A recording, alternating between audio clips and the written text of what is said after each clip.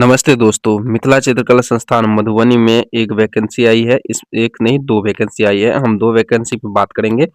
आपको डिटेल्स बताएँगे कि ये कब तक अप्लाई होगा, कौन-कौन अप्लाई कर सकते हैं, कितने सीटों पे आई है और कितना पेमेंट मिलने वाला है, ठीक है?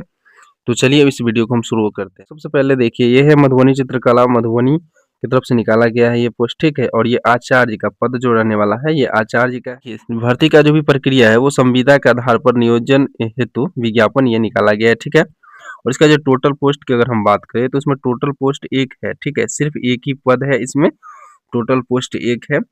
और इसके लिए जो भी आयु सीमा रखा गया है ये न्यूनतम 18 वर्ष है और अधिकतम वर्ष का जो भी है वो सीमा यहाँ पे लिखा हुआ नहीं है। सिर्फ आयु सीमा जो है ये न्यूनतम 18 वर्ष दिया गया है, ठीक है? शैक्षणिक योग्यता की बात करते हैं तो मधुबनी चित्रकला के क्षेत्र में आपको राष्ट्रीय पुरस्कार या फिर राज्य पुरस्कार प्राप्त होना आवश्यक है। मतलब है कि जो भी मधुबनी चित्रकला में, मधुबनी पेंटिंग में जिन्होंने राष्ट्रीय पुरस्कार पाया है या फिर राज्य पुरस्कार भी पाया है, राज्य स्तर पर भी उनको अगर पुरस्कार दिया गया है, पुरस्कार से सम्मानित किया गया है, तो वो इसके लिए एलिजिबल है। शैक्षणिक योग्यता ही रखा गया है।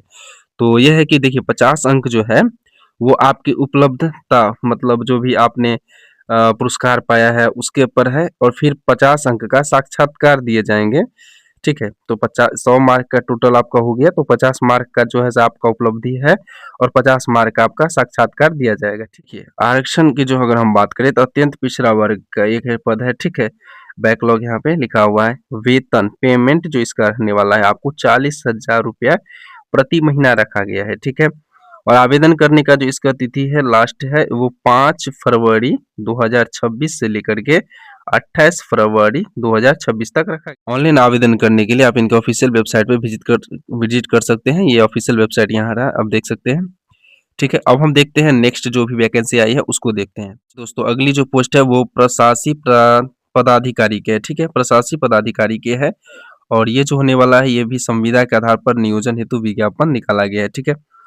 और इसमें भी देखें तो रिक्ति 1 है, ठीक है? इसमें जो आयु सीमा है वो न्यूनतम 18 वर्ष है और अधिकतम इसमें दिया हुआ है, जो अधिकतम है वो 62 वर्ष दिया गया है। और उम्र की जो भी गणना की जाएगी वो 1/1/2025 से की जाएगी, ठीक है? 1/1/2025 तक। और इसमें शैक्षणिक योग्यता है कि किसी भी विषय में स्नातक होना चाहिए, ठीक है? तो किसी भी विषय में आप स्नातक किए हुए हैं तो आप इसके लिए एलिजिबल है, ठीक है? स्नातक डिग्री के साथ किसी भी संस्थान में प्रशासनिक कार्य का 5 वर्ष का अनुभव होना चाहिए और इसमें एक्सपीरियंस भी माना गया है, मतलब मांगा गया है।